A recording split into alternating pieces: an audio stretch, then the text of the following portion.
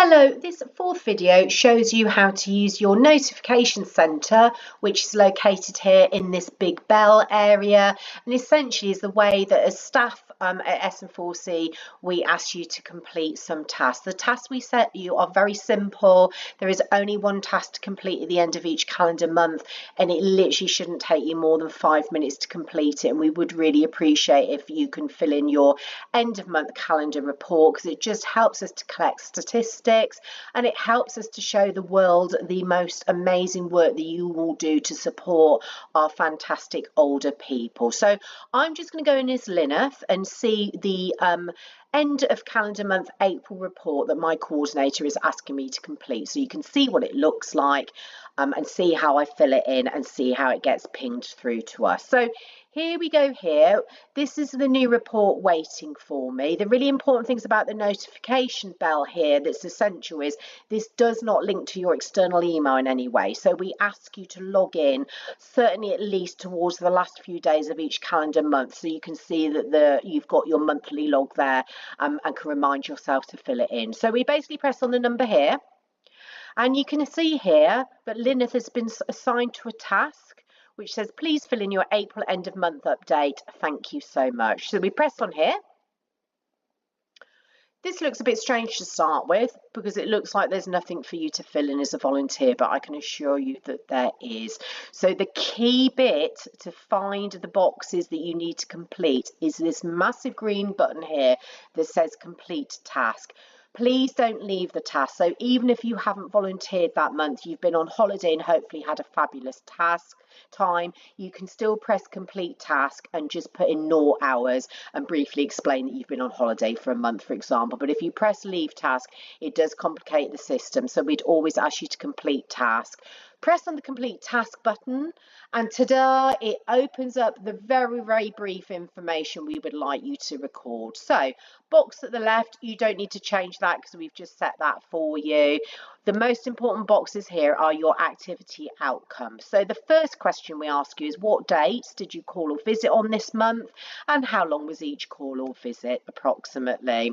So let's imagine that Lyneth visited Molly, her service user, for 2 times on April the 1st and April the 12th. Each visit was around an hour. I am then on holiday, for the rest of April. So this is just as an example, but you can see how brief the information we need from you is. Then really important, a quick summary of how you think as a volunteer your contact with your lovely older person is going. So you might want to say, for example, Molly is really upbeat this month. So glad, as she was down last month. Re-8 friends. Deaf. So basically you can add any content here that you think it's really important for us to know and to be summarised. It can literally be a sentence, it might be a couple of paragraphs. Please do use it as you want to. The next box down is about not your contact time with supporting your older person, but actually any travel or admin time you've done for us, so that doesn't get lost, because we do realise that people can travel quite a long way around the city. So say, for example, I've travelled for 30 minutes this month across the city. I would just increase the button there to indicate that it's 30 minutes travel and admin time I've had that month. And then the last box is really important. So if you do have any safeguarding concerns, obviously ring those straight into your coordinator and Tammy. But in terms of the monthly record, just briefly record if you've had any safeguarding discussions, or there's any deterioration in your older person's health, any welfare concerns generally.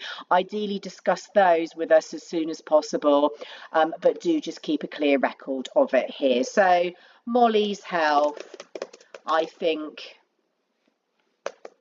is declining. Her movement, and I have discussed this with Lynn, my coordinator. Excuse my spelling this evening. So as you can see, they're really simple boxes and they're just designed to give us an overview of all the marvellous work that you do. So fill those in on the left-hand side. The right-hand side, completely ignore these things because we prefix them for you.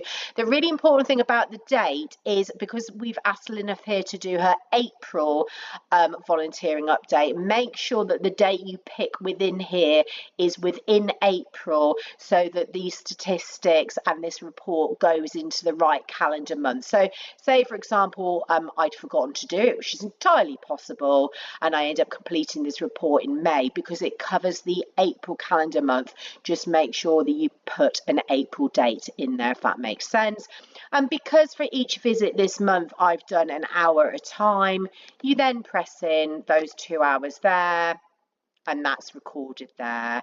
Simple. And then you go to the bottom, and please remember to press the complete task button. This information then all gets summarised here, so you can see what you've sent us here. And also down the bottom, you can view the record you've just made by pressing view.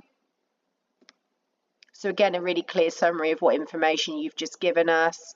And should you realise, oh, I meant to tell you that, or I've made lots of typing errors, which is me, you can press edit, and then that gets you back into your original report. You can then add any new information or take any information off, and then press update activity, and the new record is sent back to us. It's re-edited basically. So that's the way you complete your end of calendar month volunteering log. So thank you very much for your help with this. We do really appreciate it.